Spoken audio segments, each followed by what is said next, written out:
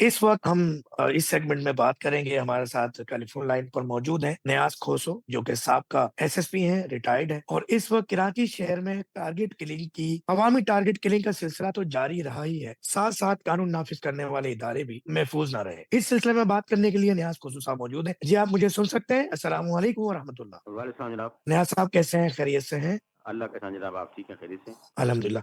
नियाज़ साहब, इस वक़्त जो सूरत-ए-हाल पाकिस्तान और ख़ास तौर पे सिंध और ज़्यादा बिलख़ुसूस कराची शहर की, कि जहाँ पर कानून नाफ़िज़ करने वाले इदारों के एहलकार भी महफ़ूज़ नहीं रहे। ऐसे बहुत सारे हाई प्रोफ़ाइल केसेज़ भी गुज़रे कि जिसके गवाहान भी सेफ नहीं रहते। इवन के जो अगर इन्वेस्टिगेशन में पुलिस अफ़सरान भी जो शामिल होते हैं, तो वो भी महफ़ूज़ नहीं रहते। इस हवाले से आपका क्या एक्सपीरियंस रहा और आप क्या समझते हैं कि अवाम इस असनद किस तरह से पुलिस पे या कानून नाफ़िज़ करने वालों पर एतमाद दिखाए जबकि वो तो खुद महफूज नहीं?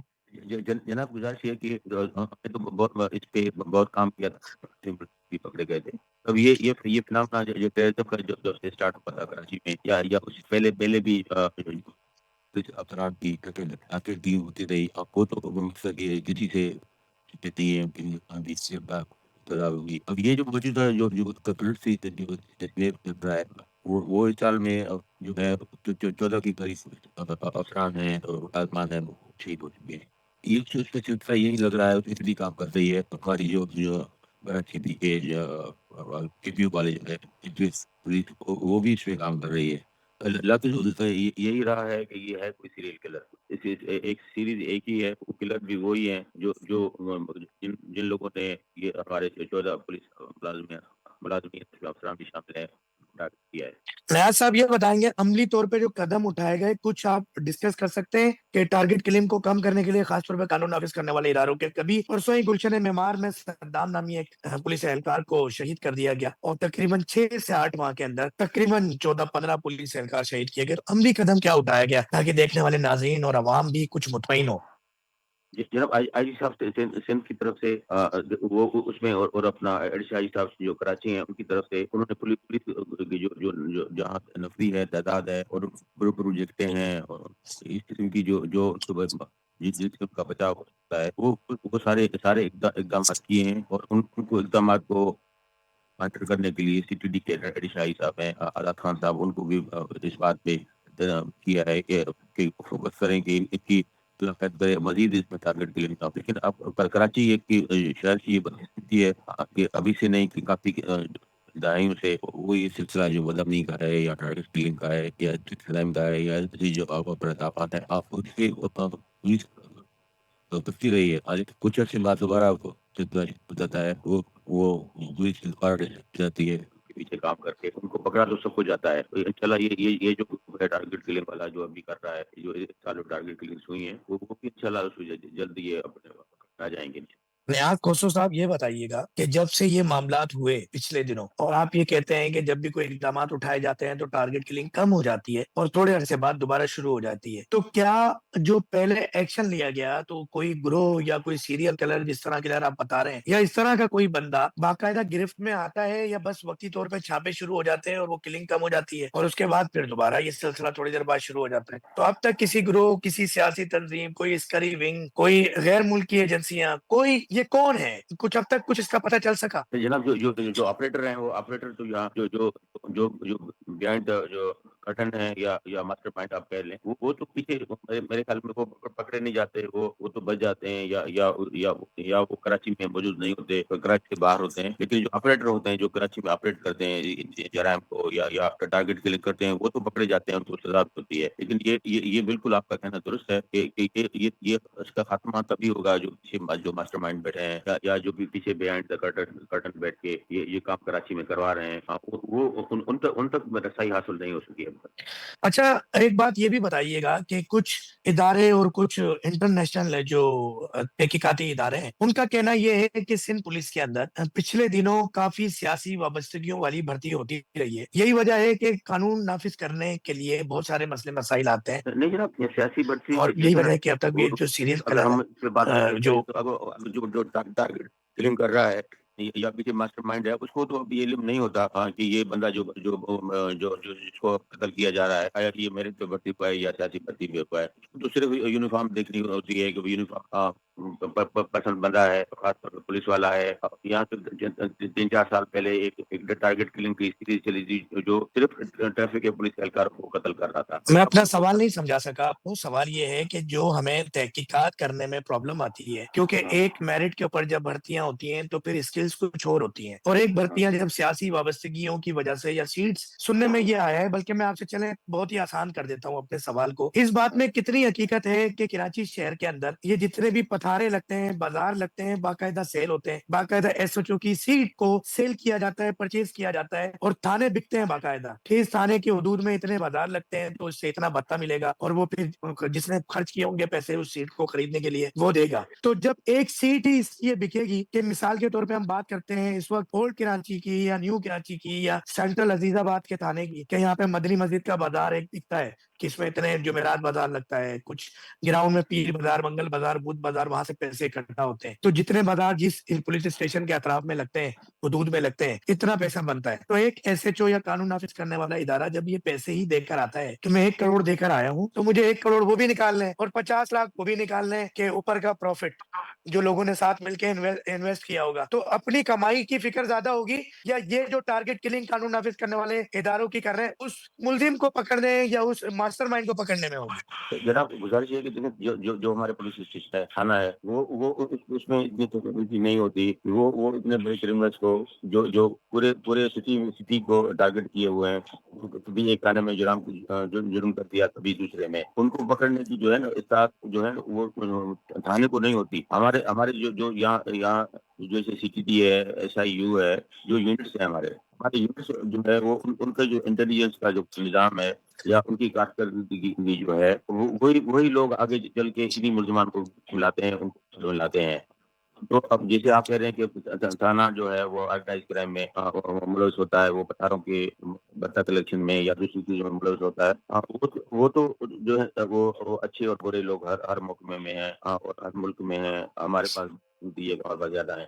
اچھا نیاز صاحب، وہ معذرت چاہوں گا انٹرپٹ کر رہا ہوں آپ کی لیکن ان بات کی میں. جو نائمہ سعید نے ہمیں جوائن کیا ہے. نیاز صاحب، وہ لوگ نیاز جو صاحب ہیں وہ جس میں جو ہے جو غیر قانونی بھی ہوتے ہیں اور لیکن جس کی بہت اچھی جو ہے وہ جس سے آمدنی متوقع ہوتی ہے، تو اسی میں زمین پہ ناجائز قبضہ بھی شامل ہے. جو آپ نے گلشن معمار کی بات کی، گلشن معمار بالکل اسی ریڈیس میں آتا ہے اور اس کے ساتھ اسکیم 33 بھی اور کئی ایسے علاقے ہیں جہاں پر بڑی تعداد میں جو ہے اس طرح کے ڈسپیوٹ ہمیں نظر آتے ہیں. تو اس فیکٹر کو بھی نظر انداز نہیں کرنا چاہیے کہ پولیس والوں کا غیر قانونی سرگرمیوں میں ملوث ہونا بھی اس ٹارگٹ کلنگ کی ایک اہم وجہ بن سکتی ہے. اس کے علاوہ دیگر پہلو بھی ہو سکتے ہیں، لیکن اس پہ پراپر انویسٹیگیشن کی ضرورت ہے، نہ کہ صرف فائل کا پیٹ بھر کے اس کو بند کر دینے کی. میری بہن، ابھی ایک تحقیقات بھی ایک سامنے آئی ہے. ایک ذرائع نے ہمیں بتایا کہ گزشتہ دنوں ایک کیس ایسا بھی سامنے آیا سندھ کے اندر کہ ایک کپل تھا، شادی شدہ کپل تھا، اور اس کو ہراساں کیا گیا سندھ پولیس کی طرف سے. اور اس کے بعد جب اس لڑکے نے ریزسٹ کیا تو اس کے اوپر کچھ منشیات کے کیسز ڈالے گئے اور اس کے بعد اس کو اریسٹ کیا گیا. پھر اس نے زیادہ ریزسٹ کیا تو ایک جعلی پولیس مقابلے میں اس کو مار دیا گیا.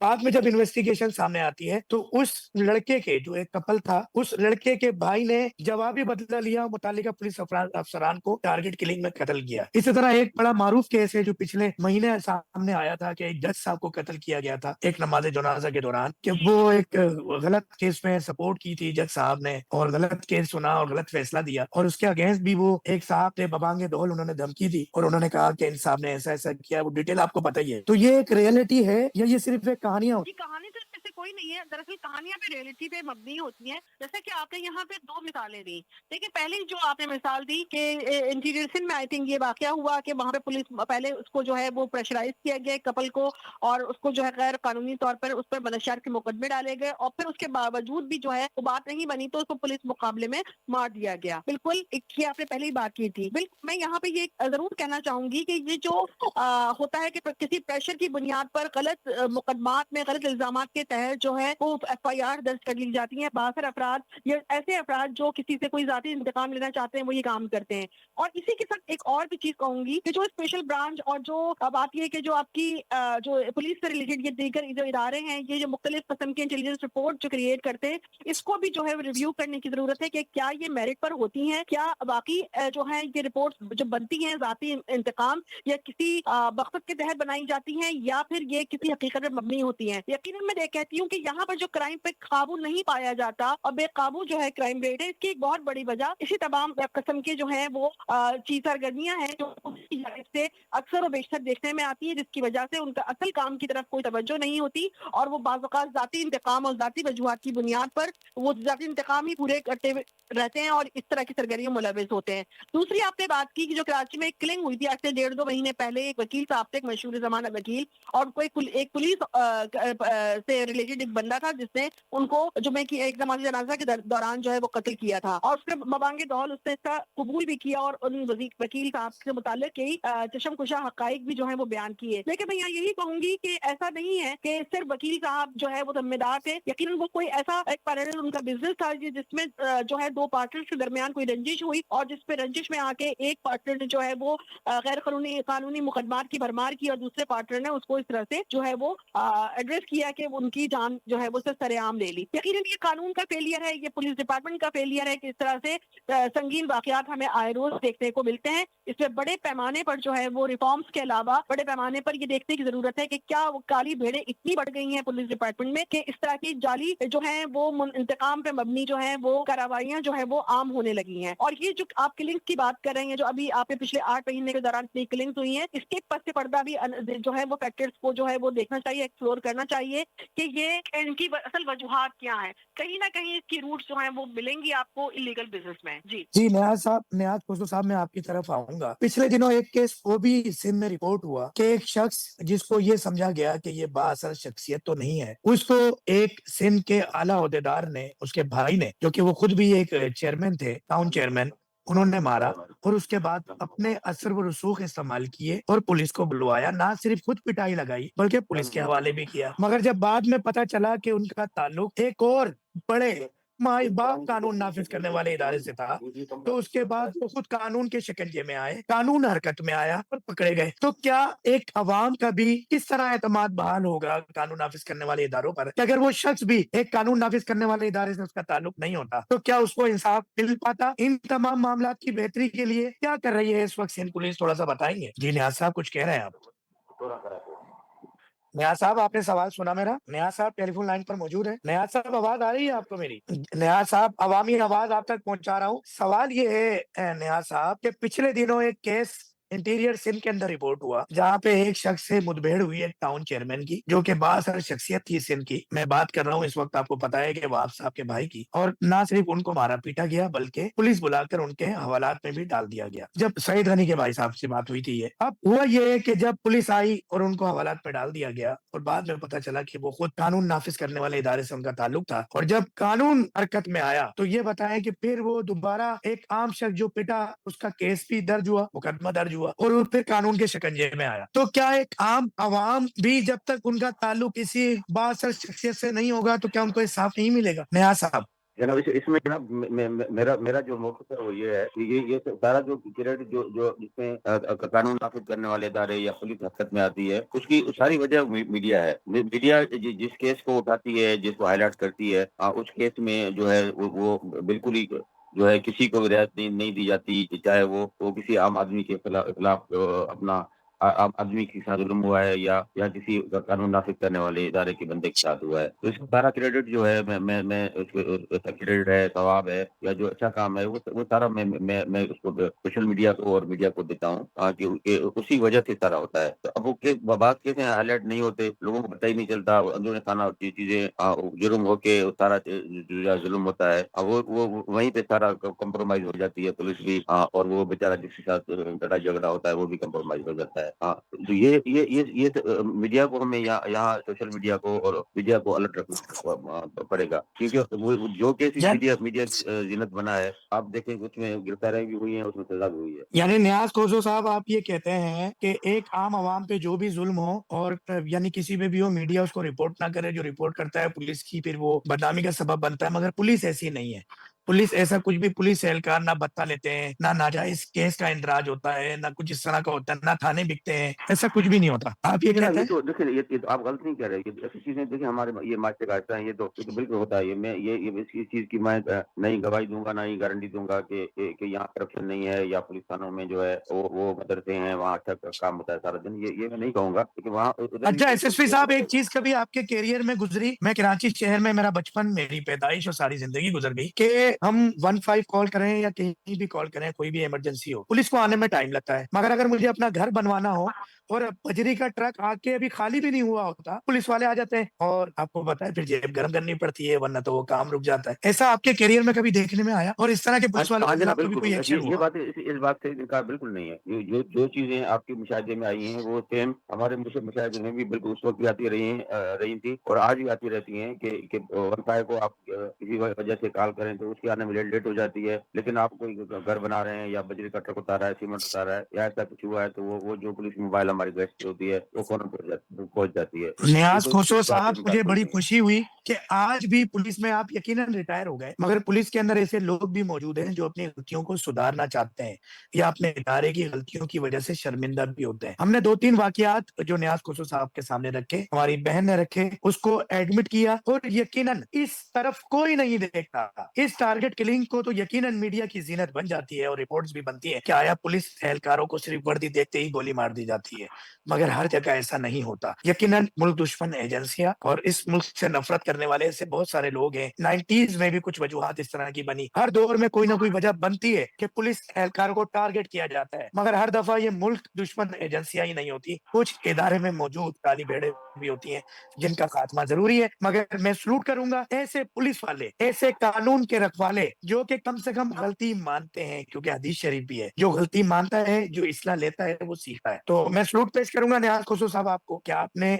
गलतियों को माना भी और सुधारने की एक ख्वाहिश का भी इजहार किया। और नाइमा सईद साहिबा भी हमारे साथ मौजूद थी। प्रोग्राम का टाइम खत्म हो चुका है। एक अहम टॉपिक पे हमने गुफ्तगू की। पाकिस्तान की तरक्की और खुशहाली के लिए हमें किसी भी केस के तमाम रुख को लाजमी देखना होगा, चाहे उसके रुख 2 हो या 4। इसी तरह इतने कम वक्त में आपने सोशल मीडिया पर भी हमें बहुत पसंद किया, लाइक शेयर सब्सक्राइब करते हैं, सजेशन देते हैं, शिकायतें भी करते हैं, करते रहे और बताते रहे कि अब आने वाले प्रोग्राम में हम किसको गेस्ट लाएं। Breast time with doctor Faheem देखने का शुक्रिया। डॉक्टर फहीम हर्बलिस्ट को इजाजत दीजिएगा। मदीने शरीफ सऊदी अरब से इस वक्त साहब अपनी जिम्मेदारियां अदा कर रहा था। अस्सलाम वालेकुम व रहमतुल्लाहि व बरकातहू।